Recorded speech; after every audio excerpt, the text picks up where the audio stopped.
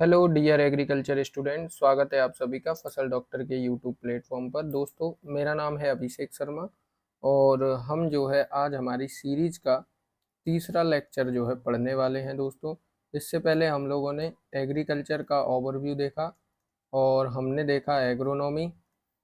Agronomy का concept देखा है दोस्तों। ठीक है, एग्रोनॉमी में हमने जो है पढ़ा है, सीड पढ़ लिया है। और अब जो अगला टॉपिक हमारा होने वाला है, टीलेज होने वाला है। टीलेज ऑपरेशन क्या होते हैं दोस्तों, वो आज हम समझेंगे।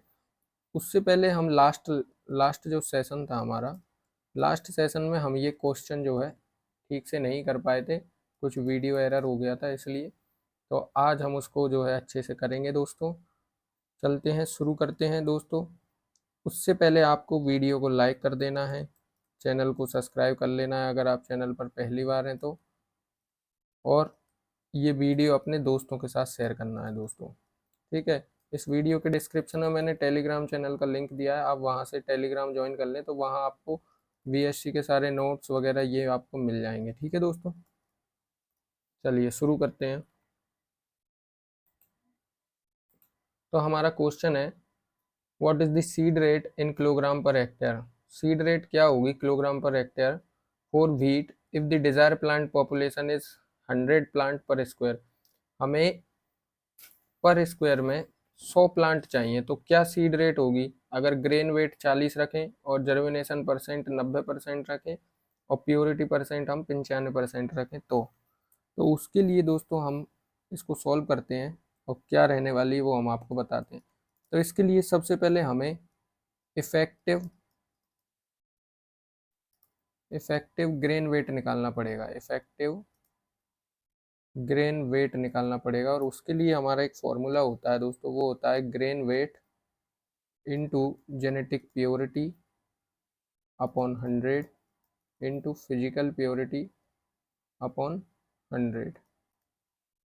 ठीक है दोस्तों, ये हमारा फॉर्मूला होगा, हम इसको अप्लाई करेंगे और अप्लाई करने पर इसमें ग्रेन वेट हमारा दिया हुआ है कितना, 40 दिया हुआ है और जेनेटिक प्योरिटी 90 दी हुई है, अपॉन में 100 रहेगा, इंटू फिजिकल प्योरिटी 95 दी गई है, अपॉन में 100 रहेगा। ठीक है दोस्तों, तो ये जो है इसको हम यहाँ से हटा देंगे तो ये ऊपर पहुँच जाता है और आपका ये आएगा 90। ये मिनिमम कैलकुलेशन है, आप सभी को आता होगा दोस्तों। ठीक है, फिर हम जो है इनका मल्टीप्लिकेशन कर लेंगे और मल्टीप्लिकेशन करने के बाद आंसर आएगा अपना 34.29। ये आपका क्या हो जाएगा, इफेक्टिव ग्रेन वेट हो जाएगा। इफेक्टिव ग्रेन वेट को कहाँ रखना है, तो हम अपने फॉर्मूले में इसे अप्लाई करेंगे। ठीक है दोस्तों, ये वैल्यू आपको याद रखना है।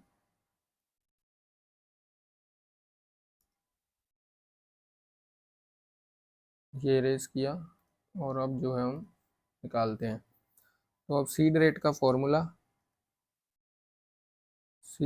फॉर्मूला ये सबसे सटीक जो विधि है मैं आपको बता रहा हूँ। इसमें हमको लगेंगे डिज़ायर प्लांट, कितने डिज़ायर प्लांट आपको लगेंगे, वो plant into effective grain weight जो अभी हमने निकाला। ग्रेन वेट हम चाहें तो उस मेथड से भी कर सकते हैं, वहाँ हम इनको एक साथ रख लेंगे, लेकिन बात तो वही पड़ेगी। नीचे आप 1000 लिख लो या फिर यहाँ स्क्वायर में ले लो, तो हम यहाँ 1 हेक्टेयर का पूरा अमाउंट लिख देते हैं। 1 हेक्टेयर में कितना होता है, 10,000 मीटर स्क्वायर।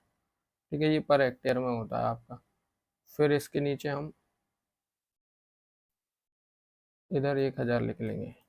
ठीक है दोस्तों, डिज़ायर पॉपुलेशन कितनी चाहिए अपन को, 100 प्लांट चाहिए और इफेक्टिव ग्रेन वेट आपका था 34.2 मान लेते हैं, और ये हमारा 1 हेक्टेयर का अमाउंट है। ठीक है, तो हम इसका करेंगे सबसे पहले, यहाँ 0 से 0 काट देते हैं, ये शेष बचेंगे, इस अमाउंट को हम मल्टीप्लिकेशन कर लेंगे। तो इसको मल्टीप्लिकेशन करने के बाद जो है हमारा अमाउंट का जो आंसर आने वाला है वो आने वाला है 342 किलोग्राम पर हेक्टेयर। आप इसको कैलकुलेट कर लेना, ये आपका आंसर आ जाएगा। ठीक है दोस्तों, तो ये सवाल आपको समझ आ गया होगा। चलते हैं हमारे नेक्स्ट टॉपिक की तरफ, और जो नेक्स्ट टॉपिक है हमारा वो है टीलेज। टीलेज के बारे में दोस्तों आप सभी लोग जानते होंगे। टीलेज वो ऑप्शन ऑपरेशन होते हैं जिनके द्वारा हम सबसे पहले फील्ड में जो कार्य किए जाते हैं वो टीलेज ऑपरेशन होते हैं। आप सोइंग करेंगे उसके लिए भी हमें टीलेज ऑपरेशन करना पड़ेगा। वीडिंग सीडिंग जो सब कुछ हम करते हैं वो सब कुछ टीलेज में आता है। तो क्या होता है टीलेज, उसके बारे में आज हम पढ़ेंगे। फर्स्ट आपको बताऊं, जो टीलेज शब्द है वो आपका एंग्लो सैक्सन वर्ड से लिया गया है। एंग्लो सैक्सन वर्ड होता है, उन वर्ड से लिया गया है जिसमें टीलियन एंड टियोलिन का मतलब होता है प्लाउ से। जो टीलियन शब्द लिया गया है, टीलेज लिया गया है, टीलियन शब्द लिया गया है एंग्लो सैक्सन के शब्द टीलियन से लिया गया है आपका क्या, टीलेज। और टीलेज को जो है क्या मतलब होता है टीलेज का, तो टीलियन का मतलब होता है प्लाउ। ठीक है, क्या होता है प्लाउ। तो प्लाउ का हम बेसिक अर्थ आप सभी लोग जानते हैं, जब हम फील्ड प्रिपेयर करते हैं उस समय प्लाउ चलाते हैं। तो prepare soil for seed to sow, यानी कि बीज बोने के लिए, बीज बोने के लिए जो फील्ड तैयार करते हैं, बोने के लिए फील्ड तैयार करते हैं, उसी को ही क्या कहा जाता है, प्लाउइंग कहा जाता है। ठीक है दोस्तों। To cultivate and to raise crop, यानी सॉइल को तैयार करना सीड बोने के लिए, और cultivate and to raise crop, crop को ग्रो करने के लिए हम क्या करते हैं, टीलेज करते हैं। इसे टीलेज और एंग्लो सैक्सन वर्ड में इसका मतलब होता है प्लाउ। ठीक है, जेथरो टूल जो है हमारे, इन्हें फादर ऑफ टीलेज कहा जाता है। इनके द्वारा ploughing is a necessary so as to make the soil into fine particle. जो टीलेज होता है हमारा, टीलेज ऑपरेशन सॉइल के जो बड़े बड़े क्लॉट्स होते हैं, बड़े बड़े क्लॉट्स को क्या करता है, फाइन पार्टिकल्स में डिवाइड कर देता है। और ये फाइन पार्टिकल्स जो होते हैं हमारे सीड के लिए फेवरेबल एनवायरनमेंट बनाते हैं। अब फेवरेबल एनवायरनमेंट कैसे बनाएंगे, तो जब हम इसमें सीड डालेंगे तो ये जो है आसानी से कणाकार होता है, तो टूटेगा नहीं। और जब ये टूट जाएगा तो इसमें वाटर और मॉइस्चर कंडीशन हमारे सीड के लिए मिल जाएगी। तो सीड जो है जल्दी से रेडिकल हमारा ग्रो कर देगा, और रेडिकल ही हमारा बाद में क्या बनता है, रूट बनता है। ये हमने पिछली क्लास में पढ़ लिया था। तो रूट तैयार हो जाएंगे, और जब रूट यानी जिनको हम स्प्राउट्स भी कह सकते हैं, स्प्राउट्स जनरली भाषा में कहा जाता है तो स्प्राउट्स बाहर आ गए, उसके बाद जो है हमारा पौधा ग्रो कर जाएगा, यानी रेज कर जाएगी हमारी क्रॉप। अब इसमें कुछ डेफिनेशंस हैं, उसके बारे में पढ़ते हैं। तो जो टीलेज की डेफिनेशन क्या है, tillage refers to the mechanical manipulation of the soil with tools and implements so as to create favorable soil condition for the better seed germination and subsequent growth of the crop। वही जो मैंने आपको हिंदी में बताया कि tillage जो है एक मैकेनिकल मैनिपुलेशन है। आपसे जब भी पूछा जाता है तो ये आपसे पूछ लिया जाता है कि टीलेज कैसा है, तो आपको ऑप्शन में रखना है मैकेनिकल मैनिपुलेशन है। इसमें क्या करते हैं हम, कई सारे यंत्रों का उपयोग करते हैं, कई सारे यंत्रों का उपयोग, जैसे मोल्ड बोर्ड प्लाऊ का इस्तेमाल करते हैं, कल्टीवेटर का उपयोग करते हैं। ये कई सारे यंत्रों का उपयोग करके हम जो है सॉइल को फेवरेबल बनाते हैं, किसके, हमारे सीड जर्मिनेशन के फेवरेबल बना लेते हैं। तो इसे कहा जाता है टीलेज। टीलेज ऑपरेशन बहुत बड़ा है, सेकेंड प्राइमरी और सेकेंडरी दो तरह का टीलेज ऑपरेशन होता है, उसको हम समझेंगे। उससे पहले आपको बता दूं टिल्थ क्या होता है। तो tilth is the physical condition of soil resulting from tillage. तो जैसे मैंने आपको बताया कि सॉइल के बड़े बड़े जो पार्टिकल्स हैं उनको जब हम फाइन पार्टिकल्स में डिवाइड कर देते हैं, किसके द्वारा, टीलेज की मदद से, तो यही क्वालिटी टिल्थ कहलाती है। यही क्वालिटी क्या कहलाएगी, टिल्थ कहलाएगी दोस्तों। ठीक है, वही नीचे लिखा हुआ है, tilth is a loss loose friable यानी मेलो एरी पाउडरी, एरी यानी जिसके अंदर हवा का वातावरण अच्छा हो, पाउडरी हो, granular and crumbly condition of the soil with the optimum moisture content suitable for working and germination for sprouting of seed and propagules. Seed and propagules क्या होते हैं वो मैं आपको बताता हूँ। सबसे पहले तो लूज एंड फ्राइवल हो जाती है। फ्राइवल जैसे भुरभुरी हो जाती है, मेलो कर सकते हैं उसको। एरी हो सकती है, उसमें हवा का वातावरण अच्छा हो। पाउडरी, जैसे कि ये मैंने अभी आपको यहाँ बताया था, ये पाउडरी ग्रोथ बताई थी ऐसी, तो पाउडरी हो सकती है। ग्रेनुलर और क्रम्बली, ये तीनों स्ट्रक्चर जो हैं एक अच्छी मिट्टी के स्ट्रक्चर हैं, जिन्हें हम आगे पढ़ेंगे। आगे जब हम पढ़ेंगे ना सॉइल स्ट्रक्चर, तो उसमें हम इनको पढ़ेंगे, ये सब चीज़ें क्या होती हैं। Soil with optimum moisture. तो इसमें जो है मॉइस्चर जो है, अब मॉइस्चर तो हम तैयार करेंगे वाटर इरिगेट करके, फर्स्ट इरिगेट जिसको कहते हैं हम लोग। तो optimum moisture content suitable for working and germination for sprouting. Sprouting वही radicles, seed, germination of seed and propagules. Propagules दोस्तों क्या होते हैं? प्रोपिगल्स जनरली पैथोजेंस प्रोपिगल्स होते हैं, उनके जो है माइशीलियम्स वगैरह ये ग्रो करते हैं, इन्हें प्रोपिगल्स कहा जाता है। ठीक है दोस्तों। Tilth is the ideal seed bed होता है, ये क्या होता है? आइडियल सीड बेड होता है। चलिए आगे चलते हैं दोस्तों। तो characteristics of good tillage tilth क्या होते हैं हम ये पढ़ेंगे। टिल्थ पढ़ने से पहले हम जो है इसके ऑब्जेक्टिव देखेंगे, किसके? टीलेज के ऑब्जेक्टिव। तो टीलेज जो है किस लिए किया जाता है, वो उसके उद्देश्य क्या है? ऑब्जेक्टिव को हम उद्देश्य कहते हैं, उद्देश्य। तो इसके उद्देश्य क्या होते हैं टीलेज के, वो हम आज समझने वाले हैं दोस्तों। क्या होते हैं उद्देश्य? तो देखो, to to prepare ideal seed bed favourable for seed germination growth and establishment, ये हमने पीछे पढ़ लिया है। To loosen the soil for easy root penetration, वही मैंने आपको कहा ना कि जब बड़े कणाकार क्लॉट्स होंगे तो इनमें जो है रूट पेनिट्रेट नहीं कर पाएगी, रूट जो है पेनिट्रेट नहीं कर पाएगी। तो इसके लिए इसका कैसा होना जरूरी है? फाइन होना जरूरी है। तो हम जो है इसको फाइन बनाएंगे टीलेज ऑपरेशन द्वारा। To remove other sprouting material in the soil, other sprouting material जैसे जो प्रीवियस हमारी क्रॉप है, प्रीवियस क्रॉप है, उस क्रॉप के जो अवशेष हैं, क्रॉप के अवशेष हैं, उनको भी तो हम टीलेज ऑपरेशन द्वारा ही हटाते हैं, जिसको पराली कहा जाता है। पराली वगैरह ये सब हम किसके द्वारा हटाते हैं? तो ये टीलेज ऑपरेशन के द्वारा हटाते हैं। वीड कंट्रोल कैसे करेंगे?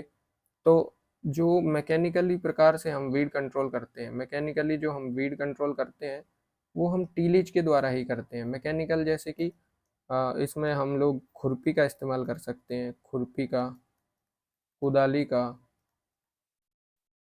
ठीक है। और फिजिकली हम हाथ से भी इसका हटा सकते हैं, ठीक है। तो ये कंट्रोल ऑफ वीड्स हो जाएगा। To certain extent to control pest and disease which harbour in the soil, soil के अंदर जो है कई सारी सॉइल वोन डिजीज होती हैं, सॉइल वोन डिजीज जो मिट्टी में रुक जाती हैं। सॉइल वोन डिजीज में क्या होता है? इसमें स्क्लेरोशिया होता है, स्क्लेरोशिया, ये स्क्लेरोशिया फंजाई का होता है। और ये जो है क्या होता है? सॉइल में रुक जाता है। और जब फेवरेबल इन्वायरमेंट इसको मिलता है, फेवरेबल टेम्परेचर मिलता है, और वो कब मिलेगा? जब क्रॉप आएगी, तो उस समय ये क्या कर जाता है? जर्मिनेट कर जाता है, वही प्रोपिगल्स होते हैं। तो ये जर्मिनेट कर जाता है, तो उसके जर्मिनेशन को रोकने के लिए हम क्या करते हैं? हम करते हैं समर में गहरी जुताई। समर में गहरी जुताई, गहरी जुताई में क्या होता है कि जो नीचे छुपे हुए प्रोपेगल्स होते हैं वो प्रोपेगल्स बाहर आ जाते हैं, और सूर्य की किरण इनको डिस्ट्रॉय कर देती है, डिस्ट्रॉय कर देती है। तो इससे क्या होता है? हमारे जो डिजीज़ होती हैं, डिजीज़ मर जाती हैं। और कुछ पेस्ट होते हैं, उनके अंडे जो है मिट्टी में लंबे समय तक रुक जाते हैं। जो एग्स होते हैं, वो एग्स और लार्वी ये बहुत समय तक रुकने की क्षमताएं रखती हैं। तो ये सॉइल में रुक जाती हैं। इसीलिए हम जो है गहरी जुताई करते हैं, और गहरी जुताई में ये सब बाहर आ जाते हैं, और सॉइल जो सूर्य की संपर्क में आने के कारण इन सब का नष्ट, ये सब नष्ट हो जाते हैं दोस्तों, ठीक है। आगे चलते हैं।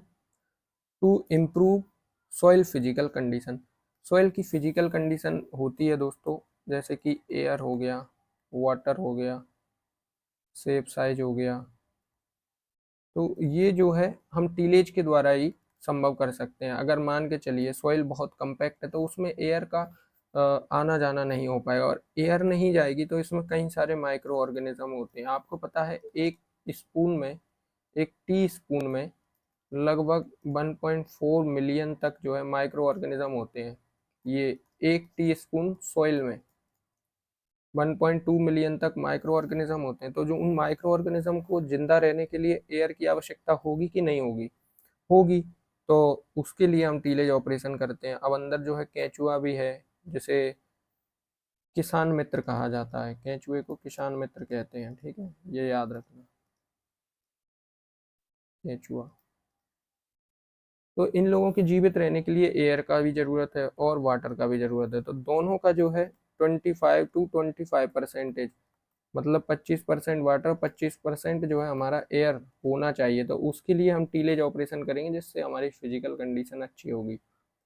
अगला पॉइंट है to ensure the adequate aeration in the root zone which is turn favour for microbial and biochemical activities. वही मैंने आपको बताया कि माइक्रो ऑर्गेनिज्म होते हैं, उनकी एक्टिविटीज के लिए क्या है जरूरत, एरेशन की आवश्यकता होती है। बायोकेमिकल एक्टिविटीज होती हैं कई सारी। बायोकेमिकल एक्टिविटीज वही जैसे कि आपके रूट से वाटर का ऊपर जाना, Y transpiration pull.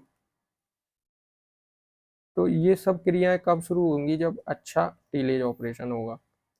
To modify soil temperature, अगर सॉइल में एयर का वातावरण और वाटर का जो है अच्छा कंटेंट होगा तो टेम्परेचर अपने आप चेंज हो जाएगा। To break the hard soil pan and to improve drainage facilities, जो सॉइल का कड़क हिस्सा होता है, कड़क जो कि टूटता नहीं है, उसको हार्ड पेन को हटाकर उसको जो है नॉर्मल सॉइल बना देते हैं। तो इससे क्या होगा, उसमें ड्रेनेज फैसिलिटीज बढ़ जाएंगी। आगे चलते हैं to incorporate crop residues and organic matter left over, जो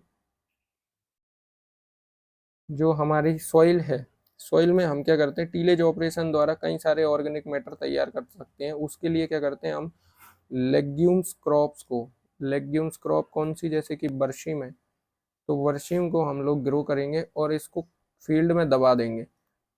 जब ये किस अवस्था में होगी, फ्लावरिंग स्टेज पर होगी, फ्लावरिंग स्टेज पर इसको दबा देंगे। तो उससे क्या हो जाएगा दोस्तों, ये मिट्टी में नाइट्रोजन का वो कर लेगी, और जब ये सड़ जाएगी, डिकम्पोज हो जाएगी, नाइट्रोजन फिक्सेशन कर लेगी और ये डिकम्पोज हो जाएगी, तो उस समय ये ऑर्गेनिक मैन्योर के रूप में काम करेगी। ठीक है, ऑर्गेनिक मैटर तैयार करेगी।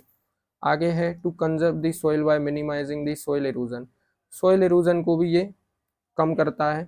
और वो कैसे कम करता है उसको तो हम आगे अच्छे से समझने वाले हैं। To conserve the soil moisture, moisture को भी कंजर्व कर सकते हैं, सुरक्षित कर सकते हैं।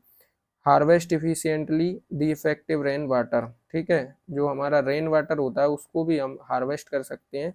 इसको रेन वाटर हार्वेस्टिंग कहा जाता है, वैज्ञानिक मोर्स द्वारा इसका शब्द दिया गया था। ठीक है, to assure the through mixing of manure fertilisers and pesticide in the soil, तो जो पेस्टिसाइड हैं हमारे, जो फर्टिलाइजर हैं, उनका मिक्सिंग भी हम टीलेज ऑपरेशन में ही करते हैं। और टीलेज में कई सारे यंत्र होते हैं, उनकी सहायता से हम ये सब कर सकते हैं। To facilitate water infiltration and thus increasing the water holding capacity of the soil and to level the field for efficient water management. तो ये सब इनफिल्ट्रेशन वगैरह भी हम किसके द्वारा सुचारू कर सकते हैं, हम कर सकते हैं टीलेज ऑपरेशन के द्वारा। तो ये आपके टीलेज के ऑपरेशन है दोस्तों। अब टीलेज के जो है हम टिल्थ के बारे में पढ़ने वाले थे। तो कैरेक्टरिस्टिक्स ऑफ गुड टिल्थ क्या होता है वो मैं आपको बताने वाला था। तो ये क्या होता है, proper size distribution of soil aggregate. तो जो लार्जर एग्रीगेट होंगे वो मोर देन 5 mm के होंगे, 5 mm से बड़े एग्रीगेट्स होंगे तो उनको लार्जर एग्रीगेट कहा जाएगा। और 1 से 2 mm के जो होंगे, 1 से 2 mm के जो एग्रीगेट्स होंगे उन्हें कहेंगे हम, क्या कहेंगे उन्हें, स्मॉलर एग्रीगेट्स। ठीक है, ये जो है इरिगेटेड एग्रीकल्चर में पाए जाएंगे और ये रेनफेड एग्रीकल्चर में पाए जाएंगे। ठीक है, मेलोनेस और फ्राइबिलिटी हमने उधर पढ़ा था कि मेलोनेस क्या होती है, तो ये होती है dry soil clods easily break into crumb, ये जो है क्रम्ब में इजीली ब्रेक हो जाए, इजीली क्रम्ब में ब्रेक हो जाए, उसको कहा जाता है mellowness friability. Soil should be porous with free drainage up to the water table, soil जो है पोरस हो जाएगी, पोरस मीन्स इसमें पोरोसिटी बढ़ जाएगी। और पोरोसिटी क्या होती है इसको हम आगे पढ़ेंगे जब बल्क डेंसिटी और पार्टिकल डेंसिटी पढ़ेंगे। Capillary and non capillary pores should be in equal proportion, तो कैपिलरी पोर्स होते हैं जो कि वाटर को रिटेन करते हैं, और नॉन कैपिलरी पोर्स होते हैं जिन्हें हम जो वाटर को होल्ड नहीं करते हैं, वाटर को होल्ड नहीं करते हैं। ठीक है दोस्तों, ये सब आगे आने वाला है तो हम एक एक से इनको अच्छे से समझ लेंगे। आगे चलते हैं, टाइप ऑफ टिल्थ क्या होते हैं। तो टिल्थ हमारे 4 प्रकार के होते हैं, fine tilth, course tilth, fine seed bed और कोर्स सीड बेड। एक एक से इनको समझते हैं, फिर उसके बाद टाइप ऑफ टिलीज समझेंगे। तो पहला है fine tilth, refer to the powdery condition of the soil, देखो ये आपका पाउडरी कंडीशन ऑफ सोइल है, ये आपका पाउडरी कंडीशन ऑफ सोइल हो जाएगा, ठीक है। तो ऐसी कंडीशन होगी तो इसे फाइन टिल्थ बोलेंगे। कोर्स में क्या होगा, कोर्स में रफ और क्लाउडी कंडीशन ऑफ सोइल हो जाएगा, रफ हो जाएगा, थोड़ा सा क्लाउडी हो जाएगा, थोड़ा सा क्लाउडी कंडीशन हो जाएगा, ठीक है। वहीं अगर बात करें fine seed bed is require for small seeded crop like ragi onion, जो हमारा फाइन फाइन टिल्थ है उसमें हम इन क्रॉप्स को बोएंगे, किनको, रागी को, ओनियन को, बरसीम को, टोबैको को। लेकिन जो कोर्स टिल्थ है जिसमें हम सीड बेड तैयार करेंगे उसमें क्या करेंगे, हम ऐसी क्रॉप बोएंगे जैसे सोरगम है, कॉटन है, चिकपी है, लबलब है, लबलब जिसे कहा जाता है अपना इसको ड्रम स्टिक कहा जाता है, ड्रम स्टिक, सहजना, ठीक है दोस्तों, इसका साइंटिफिक नाम याद रखना, लबलब।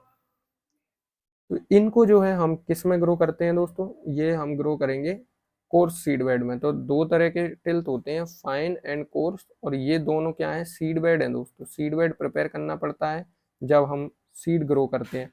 सीड बेड प्रिपेयर कैसे करते हैं सर, सीड बेड प्रिपरेशन होती है जिसमें हम फरो बनाते हैं और लाइंस छोड़ते हैं, फिर फरो बनाते हैं, ये सब सीड बेड होते हैं। तो ये किस मिट्टी में बना रहे हैं, अगर कोर्स में बना रहे हैं तो कोर्स सीड बेड, फाइन में बन रहा है तो फाइन सीड बेड।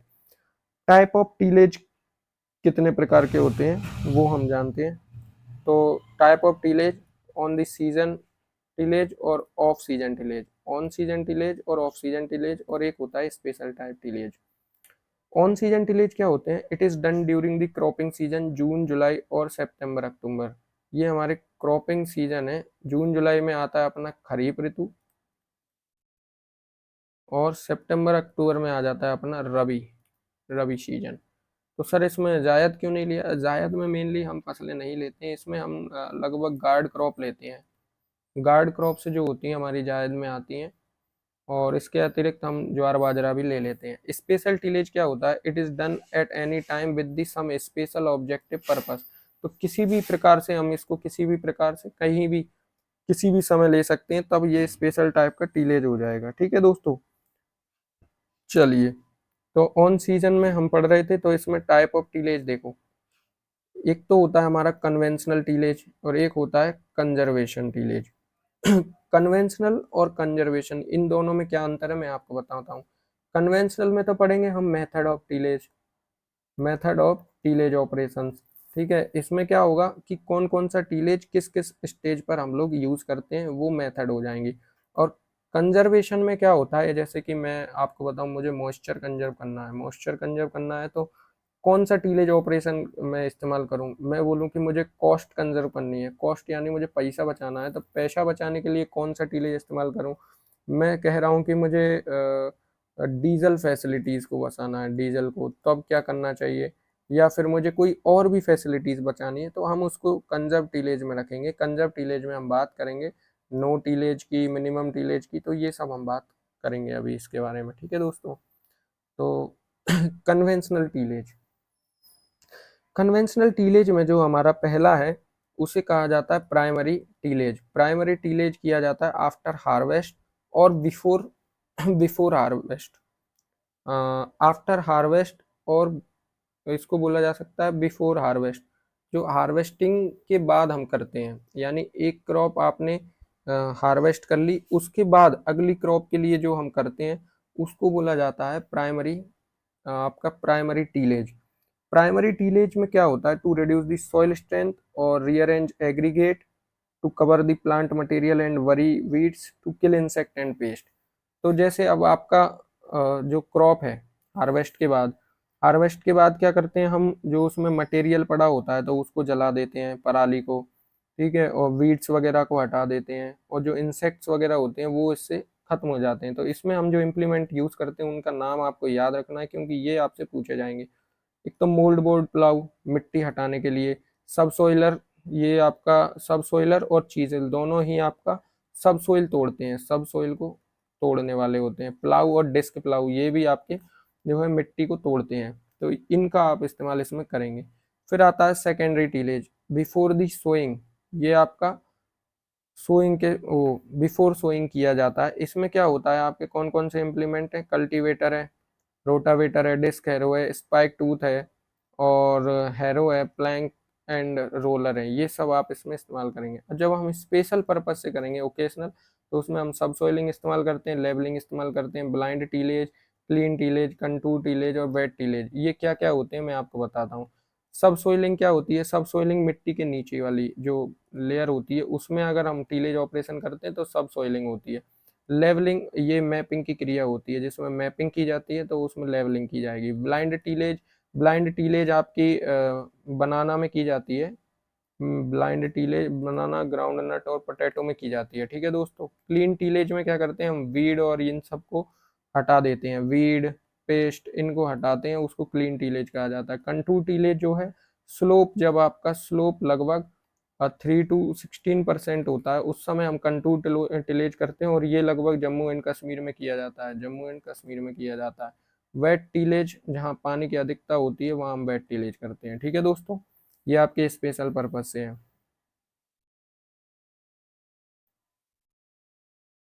आगे हम बात करते हैं कंजर्वेशन टीलेज। एक तो होता है नो टीलेज। नो टीलेज क्या होता है वो मैं आपको बताता हूँ।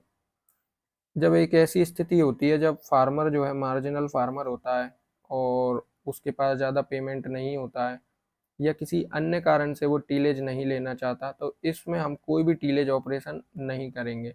किसी भी प्रकार का टीलेज ऑपरेशन हम नहीं करेंगे। डायरेक्ट हम जो है ड्रिलिंग करेंगे और सीड शो कर देंगे। ठीक है। ये कब किया जाता है, एक तो आपकी एक कंडीशन हो जब हमने लेग्यूम क्रॉप लिया हो, लेग्यूम क्रॉप लिया हो, उसके बाद हम कोई ग्रेन क्रॉप ले रहे हो या सीरियल्स क्रॉप ले रहे हो। ठीक है, पहला तो ये हो गया। या फिर वो मोनोक्रॉपिंग कर रहा है, मोनोक्रॉपिंग कर रहा है तब ले सकते हैं इसको। या फिर वर्षा आधारित फसल ले रहा है, वर्षा आधारित फसल ले रहा है, तब ऐसी स्थिति में क्या है, हम जो है वर्षा आधारित फसल ले रहा है तब जो है हम नो टिलेज करेंगे। मिनिमम टिलेज में क्या होता है, मिनिमम टिलेज में हम ऐसे ऑपरेशन करते हैं जिनसे क्या है कि हम टिलेज भी कर रहे हैं और मिनिमम तरीके से हम जो है इसका उपयोग कर रहे हैं। मतलब हम जो है टिलेज का ऑपरेशन भी कर रहे हैं और साथ में हम जो है बचत भी कर रहे हैं। तो वो किस प्रकार होती हैं आपको मैं समझाता हूँ। जैसे मिनिमम टिलेज होती है, इसका जो एम होता है, तो reducing tillage operation to the minimum necessity for ensuring good seed bed. एक अच्छे सीड बेड के लिए जो मिनिमम चीज़ें होती हैं उनका हम इस्तेमाल करते हैं, तब इसको कहा जाता है मिनिमम टिलेज। तो इसमें जो है आपका एक तो जीरो टिलेज आ जाता है, और एक आ जाता है आपका मल्च टीलेज आ जाता है, और खुद एक मिनिमम टीलेज भी इसमें आ जाता है। मिनिमम टीलेज आप अ, 2-3 प्रकार से कर सकते हैं, जैसे रोज ऑन टीलेज कर सकते हैं, प्लाउ प्लांट टीलेज कर सकते हैं, व्हील ट्रैक टीलेज कर सकते हैं। तो इस प्रकार आप मिनिमम टीलेज को कर सकते हैं। जीरो टिलेज है, जीरो टिलेज आपका क्या होता है, इसमें हम किसी भी प्रकार का टिलेज ऑपरेशन नहीं करते हैं। जो पुरानी फसल होती है, पुरानी फसल होती है उसके जो अवशेष होते हैं उनके बीच में ही हम नेक्स्ट सीड जो है ग्रो कर देते हैं, तो ये होता है हमारा जीरो टिलेज।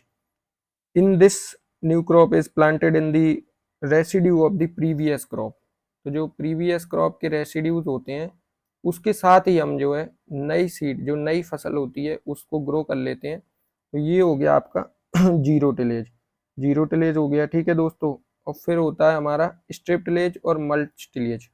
ये भी क्या है, कंजर्व कर दिया इसने भी। कंजर्व क्या कर दिया, आपके इंस्ट्रूमेंट पैसा बचा लिया, कॉस्ट बचा लिया। तो एक प्रकार का कंजर्व टीलेज है ये। और बात करें मल्च टीलेज, तो मल्च में क्या करते हैं, हम मल्चिंग करते हैं। हम मल्च मल्च क्या होता है आपका, मॉइस्चर कंजर्व के लिए होता है, मॉइस्चर कंजर्व के लिए होता है। ठीक है। स्ट्रिप टिलेज में भी हम जो है स्ट्रिप में टिलेज करते हैं। अब वो कैसे होता है, स्टबल कर सकते हैं, जैसे soil is protected at all the either bye growing of crop by the leaving the crop residues. तो उन क्रॉप रेसिड्यूज को हम नहीं हटाते हैं, स्ट्रिप में रखते हैं, उसे कहते हैं हम स्ट्रिप टिलेज। ठीक है दोस्तों, ये आपका स्ट्रिप टिलेज हो जाएगा। आगे चलते हैं। अब ये है कुछ प्लाउइंग। प्लाउइंग कैसे की जाती है, तो एक तो होता है आपका डेप्थ प्लाइंग। डेप्थ प्लाइंग कैसी होती है, तो डिजायरेबल प्लाउइंग डेप्थ इज 12.5 से 20 सेंटीमीटर। जो डिज़ायरेबल है, जो आवश्यक है, जो सब जगह हम लोग इस्तेमाल करते हैं, वो है 12.5 से 20 सेंटीमीटर। इतनी गहरी हमें जो है प्लॉइंग करना है। कितनी गहरी? इतनी गहरी। अब ये क्या है, डिपेंड करती है अलग अलग रूट जोन के अनुसार। तो ये क्या है, ploughing is depth varies with effective root zone depth of the crop. Ploughing depth is 10 to 20 centimetre to shallow rooted. Shallow rooted crop होती हैं हमारी सिरल्स। तो इनके लिए जो है हम कितना रखेंगे, 10 to 20 सेंटीमीटर, 10 to 20 सेंटीमीटर। वहीं अगर जो डीप रूटेड होती हैं, डीप रूटेड में क्या है, आपकी कुछ कोर्स सिरल्स आ जाते हैं और कुछ आपकी लेग्यूम्स आती हैं, लेग्यूम्स आ जाती हैं। तो वो आपकी कितनी, 15 से 30 सेंटीमीटर तक डेप्थ में जाती हैं। ये आप जो देख रहे हैं प्लॉइंग हो रहा है, ठीक है। अब जिसमें जैसे deep ploughing is done to control perennial weed like cynodon dactylon and to break the soil hard pan. अब जो हमारा साइनेडोन डेक्टाइलोन है, जब हम गहरा प्लाव करेंगे तो उस समय इसके जो अवशेष हैं तो वो बाहर आ जाएंगे और बाहर जो है सूर्य की उपस्थिति में नष्ट हो जाएंगे, ठीक है दोस्तों। तो प्लाविंग वैसे जो है हम क्रॉप के बेस पर करते हैं। क्रॉप के बेस पर क्यों करते हैं कि अगर देखो सिरल्स के लिए अगर ज़्यादा गहरा प्लाव कर दिया आपने, तो सिरल्स जो है कम रूटेड है और ज़्यादा रूटेड होगा तो वो क्या है, बीच में एरेशन बनेगा और एरेशन बनने के कारण वहाँ रूट जो है गहराई में चले जाएंगे। तो उसके कारण जो सेलो रूटेड होती हैं उनको हम इतना रखते हैं और जो डीप रूटेड होते हैं उसमें इतना रखते हैं। तो ये इसका मेन कारण है, ठीक है दोस्तों। The time for प्लाइंग, the time of प्लाइंग is decided based on the moisture status. Moisture के स्टेटस के आधार पर आप क्या है, टाइम ऑफ प्लाइंग डिसाइड करते हैं। तो कितना मॉइस्चर होना चाहिए, the optimum moisture content for tillage is 60% of the field capacity. Ploughing at the right moisture content in very important summer ploughing March May. Field capacity जानते हैं दोस्तों आप? नहीं जानते तो मैं आपको बता देता हूँ। फील्ड कैपेसिटी होती है आपकी जिसमें आपकी फील्ड में वाटर हो, वाटर की उपस्थिति हो। अब वो कैसे हो, तो परमानेंट विल्टिंग पॉइंट और एक और होता है आपका परमानेंट और कैपिलरी पॉइंट। कैपिलरी पॉइंट तक आपका जो है के बीच की स्थिति को कहा जाता है फील्ड कैपेसिटी। और फील्ड कैपेसिटी में क्या होगा दोस्तों, फील्ड में पानी की उपस्थिति होगी यानी उपलब्धता होती है और इस उपलब्धता से पौधा जो है आपका जीवित रहता है। तो life span of the plant is field capacity water. तो फील्ड कैपेसिटी पर पौधा जीवित रहता है। तो इसमें जो है लगभग 60% होना चाहिए पानी at the time of ploughing. तो ploughing at right moisture content is very important. Summer ploughing कब की जाती है, मार्च से मई में की जाती है। ये आपसे पूछा जाता है, मार्च मई में कब की जाती है आपकी समर प्लॉइंग? मार्च मई में की जाती है। और इसका एम क्या होता है, तो इसका एम होता है to reduce the insect pest and disease pressure. Insect pest and disease pressure, ठीक है दोस्तों, ये इसका एम होता है। आगे चलते हैं। तो आगे हमारा नया चैप्टर आ जाएगा क्रॉप डेंसिटी एंड जियोमेट्री, जिसको हम कंप्लीट करेंगे नेक्स्ट लेक्चर में दोस्तों, ठीक है। क्योंकि एक साथ हम इतना सब कुछ कवर करेंगे तो आप लोगों के लिए ज़्यादा हो जाएगा। हम जो है धीरे धीरे इसको कवर करेंगे ताकि आसानी से ये कवर हो जाए और आप लोगों को समझ में भी आए दोस्तों, ठीक है। अगर वीडियो अच्छा लगा हो तो इसे लाइक अवश्य करें, चैनल को सब्सक्राइब कर लें। मिलते हैं अगले वीडियो में, तब तक के लिए जय हिंद, जय भारत, धन्यवाद।